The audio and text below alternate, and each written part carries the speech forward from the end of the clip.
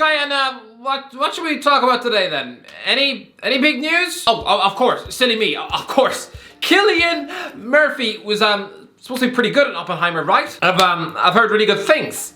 No, okay, but seriously, okay? This summer, it's been an absolute mess at PSV.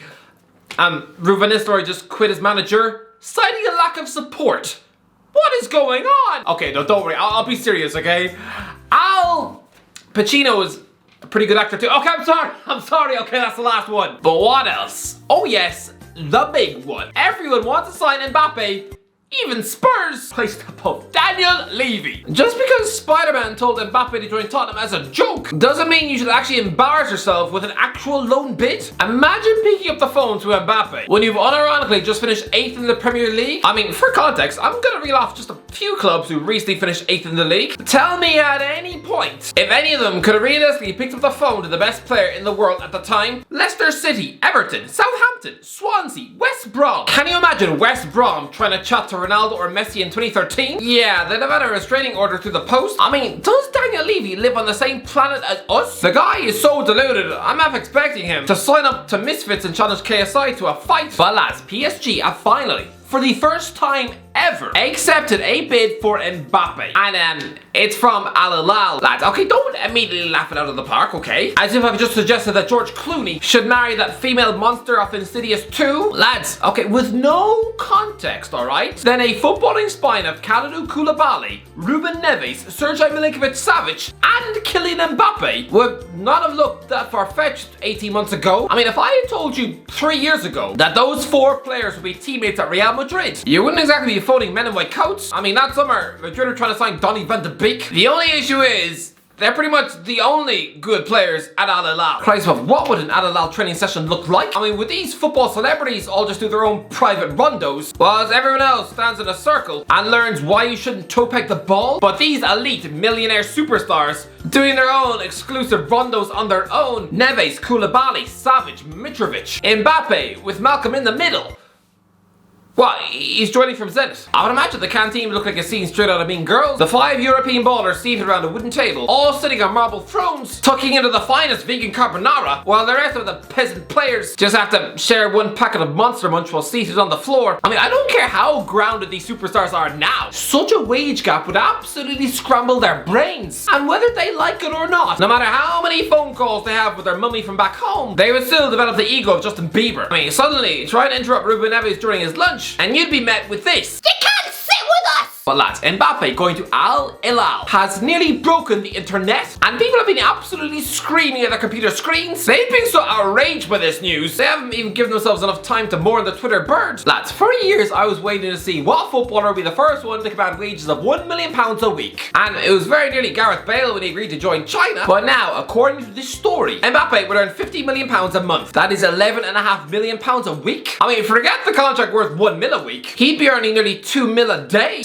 £68,950 an hour. Over £1,000 a minute to play football. How could someone even exist in that reality and not lose their head? I mean, imagine if you're Mbappe's friend. You go to the cinema with him to watch that wretched Barbie film. I mean, by the time the thing is over, he's just made £100,000 for just sitting in an armchair, shoving popcorn and wine gums in his mouth. There will be people out there living on the streets who spend 7 hours a day rifling through the bins outside KFC for their tea, and yet this guy would be earning £19 a second. I mean, they say every time you click your fingers, someone dies from hunger in the world. I mean, every time this fella clicks his fingers, he's just earned enough money for a steak. He could drop a £20 note and he'd literally earn it back before it even hits the floor. Mbappe already earns stupid money at PSG, but this, there are no words to describe this sort of cash. Although Fabrizio Romano has said that it is a flat package of a €200 million annual salary, which is roughly what Cristiano Ronaldo earns. You know, about $3 million a week. But Mbappe would have 100% of his image rights, so who knows, it could rise to as much as $700 million a year. Look, if this was a deal where Mbappe has to go and sign up for 4 or 5 years of Saudi football, and if he agreed to take it, yeah, then raise the pitchforks, then you have my permission to call him a big fat sellout, who actually is the footballing ambition of a paradise fraud, but he won't do that.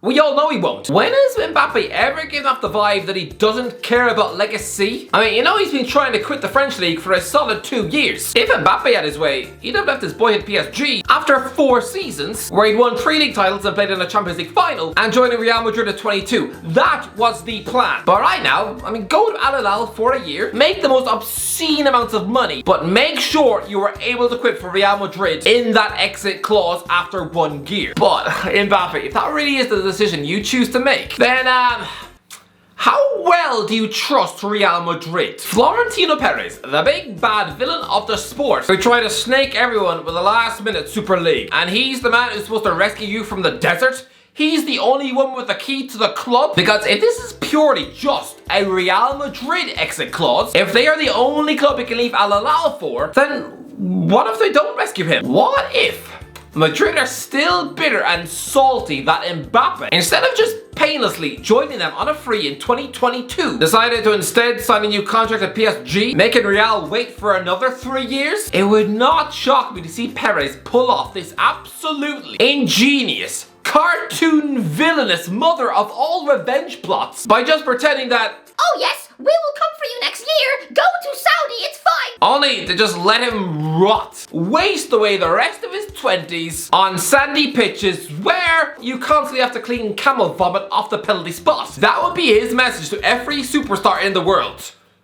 Don't you dare mess around Real Madrid. It would be so delightfully cruel. Because if Real Madrid are the only fail-safe club who can rescue you from the Saudi Pro League, I don't care how many virtual handshakes you do with Perez on Skype, it is risky. It's a bit like me agreeing to have a picnic at the bottom of a well and only letting my mother know where I am so she can toss me a rope to get out when I'm done. Yeah, for all I know, my mother could just choose to ignore that information and just spend the rest of the month watching telly on the couch. Suddenly, I'm a skeleton getting eaten by worms. Honestly, I can see the temptation for Mbappe, but again, how well do you trust Perez? How many times can you delay a move to Real Madrid? How many times can you tell him no before he decides to get you back? Honestly, I can just envisage it. It'll be like the ending to a dark Black Mirror episode, with it slowly dawning on Mbappe that Real are not coming to rescue him. A bit like Batman's girlfriend in The Dark Knight.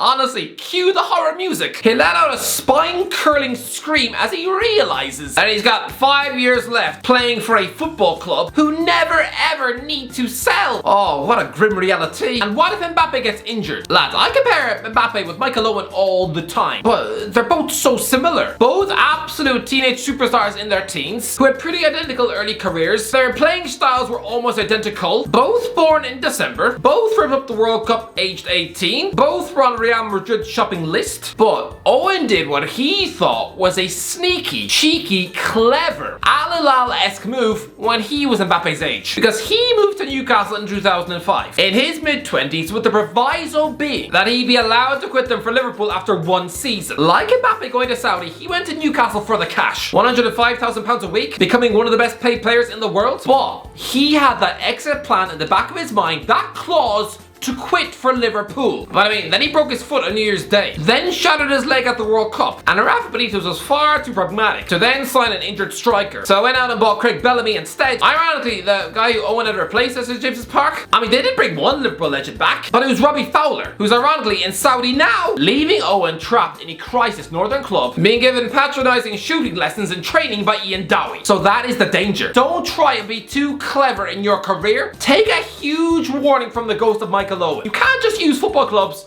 as just stepping stones. You can't just pretend that big money permanent moves are just loan deals when they're not. But lads, PSG have been an absolute joke through the whole Mbappe saga. President Nasser Khelafi is trying to guilt trip Mbappe, blaming him for running his contract down after saying he would never leave PSG for free. Yeah, he said that back in 2021 when he had 1 year left on his deal, and he was pleading for PSG to let him leave after Real bid £137 million. That was your out.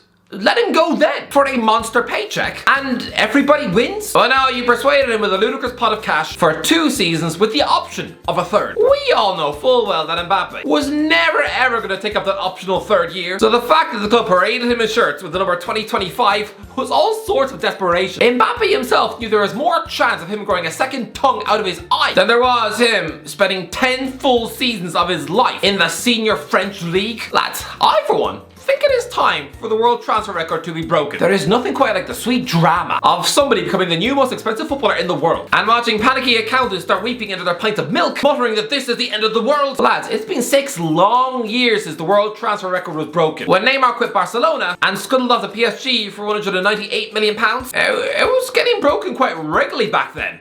It happened the previous summer too, when Paul Pogba joined Man United for 89 million quid, and it was broken 3 years before that. It was a regular thing. But this long wait for another record, it feels a bit like when Zinedine Zidane's £46 million move from Juventus to Real Madrid went through in 2001, and that stood for 8 long years. Lads, he was retired for 3 years, sitting on a beach drinking margaritas and munching on barbecued pig, and he was still the most expensive player in the world until Real Madrid broke the transfer record twice in a week, signing Kaká from AC Milan for a monster £56 million, and then Cristiano Ronaldo from Man United for £80 million. So seeing Al-Hilal submit a £259 million bid in 2023, I'm not exactly driven to the point of insanity. I'm just shocked it hasn't been broken since. But lads, Jamie O'Hara has said that if Mbappe goes to Saudi, he is selling himself out.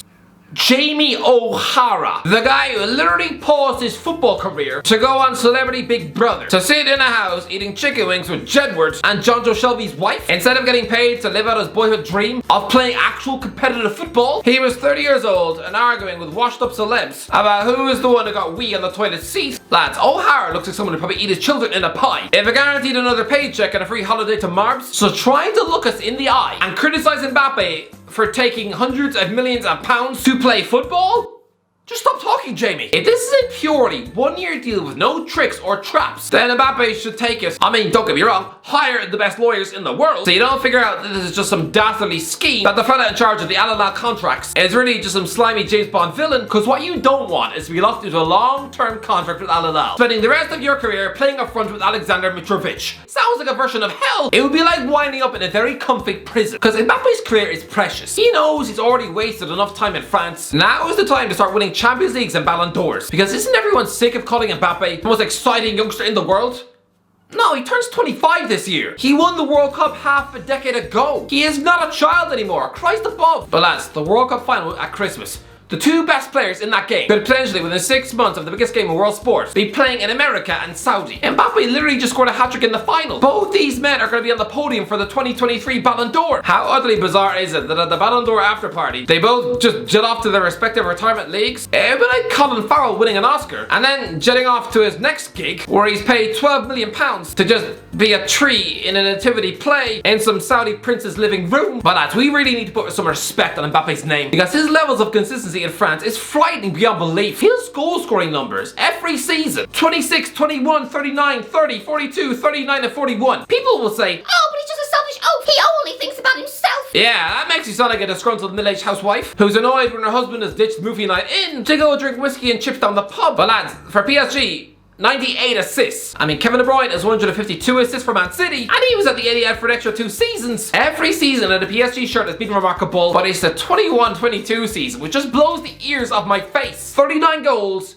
26 assists. He directly contributed to 65 goals in 46 games. Just what? I think Mbappe so far has played his career almost perfectly. If there was one amendment, yeah, maybe there was a better option than joining PSG in 2017, when everyone wanted Mbappe out of Monaco. I mean, Arsenal chucked in an £87 million bid. Yeah, considering they literally just finished 5th in the league and let Bayern Munich score 10 past them, and the fans literally looked like you wanted to eat Wenger's head in a burger bun, that would have been a disaster move. I mean, when that initial bid came in, Mbappe probably acted the same way as if your Aunt Maggie asked you for a kiss. Man United also had a £72 million bid knocked back, which probably caused Anthony Martial to feel like Woody when Buzz Lightyear gets thrown onto the bed, because he was supposed to be the exciting brand new Wonder Kid toy from Monaco. I know why he went to PSG. I mean, he was on £320,000 a week, which was mega money in 2017. But I mean, nowadays, that's just less than what Jadon Sancho gets now, just to eat cheese muffins on the bench. But I think instead of joining Neymar, he should have replaced Neymar at Barcelona. Instead of Barca paying that stupid £100 million for Ousmane Dembele, they should have put that money towards Mbappe. And then suddenly a front three of Kylian Mbappe, Luis Suarez and Lionel Messi, jaw-dropping.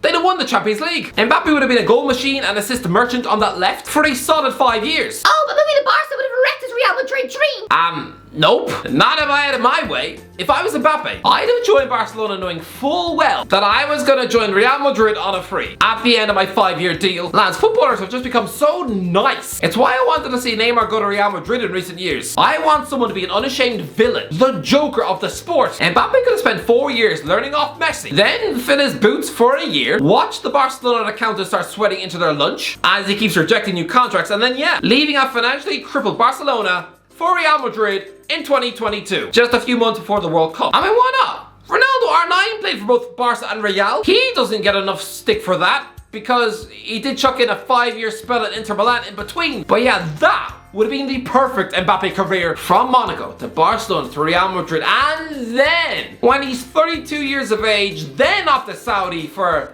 what, £1 billion a week?